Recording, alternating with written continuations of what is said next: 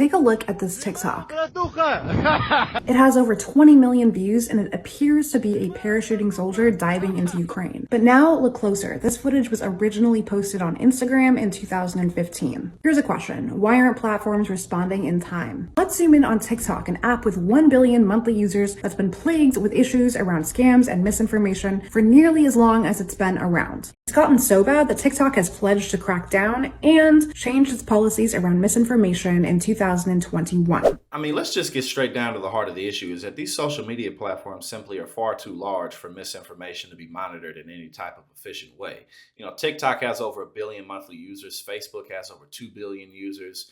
You got Instagram, you got Twitter, you have, Snapchat, then you just have like Reddit forums, you have YouTube. You have all of these platforms that have billions of users. They use these platforms every day, every week, every month. And because users are able to create their own personalized content, I mean, how many employees do you think these companies have? They don't have nearly as many employees as the people who are using them. And so they can't monitor billions of people's content. They just can't. There's no way to do it. Like many other platforms, TikTok relies on a user flagging system to crack down on misinformation, and it'll only take down content perceived to be harmful. Other apps that are seeing a surge in viral misinformation around Ukraine, like Twitter and Reddit, have similar policies. Artificial intelligence is not yet to the point where it can just totally read and think like a human.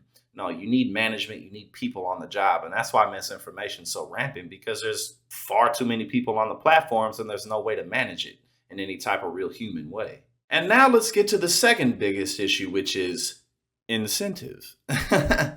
These companies don't have much incentive to really truly monitor this misinformation. You want to know why?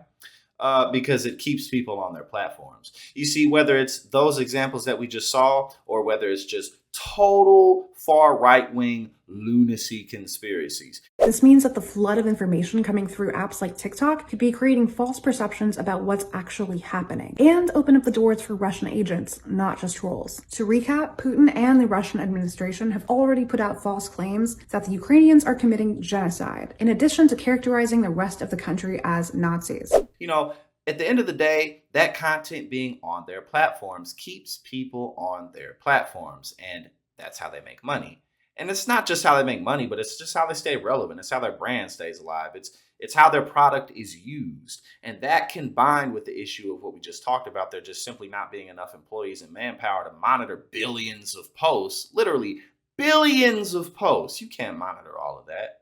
But again, there's no real incentive, because if they truly did monitor all of this misinformation, way less people would use their platforms. And ultimately, all that misinformation would just find a new home somewhere else, which is, again, why I mentioned like all these Reddit forums and all these chat rooms. It doesn't matter. Because the internet exists and because we live in a country where we have freedom of speech, whether it's on TikTok or Facebook or Instagram or any of those platforms, it's going to find a home somewhere else. Now, that doesn't mean that these social media giants shouldn't do a better job. It just means that whether it's here or it's there, it's going to be somewhere at the end of the day.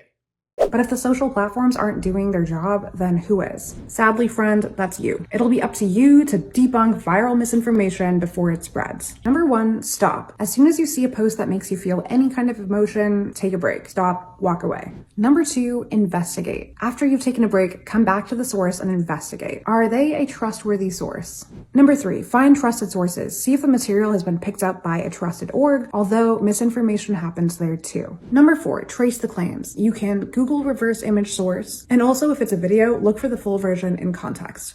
And now, let's talk about the third most important issue: search engines. Yes, search engines, people. Yes, indeed. Because what do search engines do? They take you to what you want to see, not what you need to see. Yes, indeed. That's how they work. Because, it's not just the search engine, but all these other apps that are on your phone, as I'm sure you are familiar with, are all communicating with each other.